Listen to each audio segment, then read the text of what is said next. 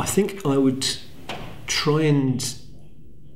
I mean, it's going to be difficult because knowing what I do about how it worked with the Environment Agency, it would be hard to do this. But I'd actually try and get the level of understanding of the organisation that I had for the Environment Agency by chance, by design.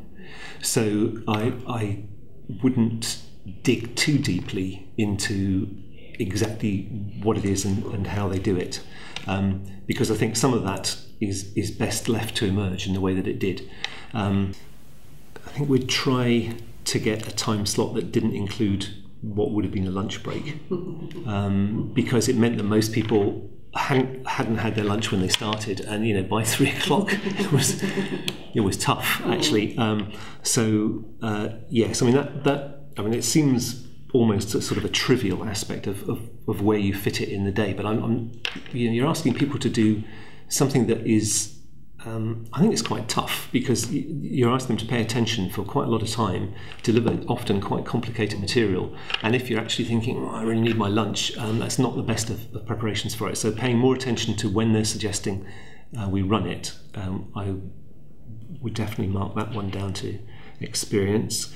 I think, I know I underestimated how much time the research process would take, and that was certainly a comment of all of the participants, that they spent far more time on it than was budgeted in their timetable, and they said that kind of ruefully, because they'd gone ahead and done it anyway, knowing what they were doing, because they'd kind of got sucked in. But I think, in fairness to them, maybe I'd jiggle with the timetable a bit. So it's hard to know, because if it's happening weekly, every other week is a reasonably good rhythm, I think, to maintain. If it was every 2 weeks, there'll be that temptation to say, well, I've got another week. It's the classic sort of deadline thing. If it's happening every week, but just in a different way, I think you'll do it. Whereas if there's an extra week, I'm not sure that would be used very effectively. So the timing thing is an issue.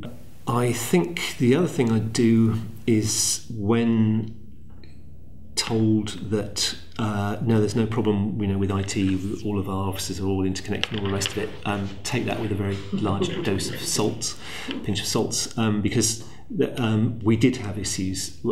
Simple things. We had to rearrange a session at short notice, and the easiest way that we thought to do it was with a doodle. Where everyone could just mark on, and that way, you boil it down very quickly. And then it turned out that at least half of them were either in the wrong office, sometimes in the same building, or in a separate building, so they couldn't actually get access to the doodle process because of some internal IT oversight or whatever. We never did find out. But the workaround was everyone just bundled into someone else's office and all filled it in at the same time, which was great. But I think you have to expect that type of thing. We also had some issues with flipping documents around, because as we sort of evolved the system, whereas people used to come along usually just with handwritten notes initially, what we started doing was then circulating the summary for comments. So everyone would put track changes on, and then it would come back to me, and then I'd send around the final thing.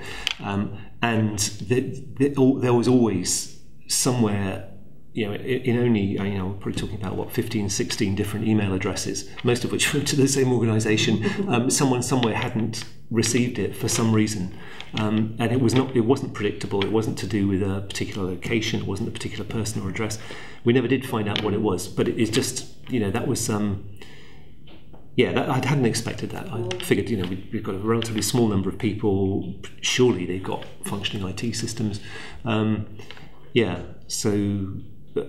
first thing that happened was that as soon as I set up a mailing list for them, half of them, their email addresses promptly identified it as spam, of course, and bunged it in the spam filter.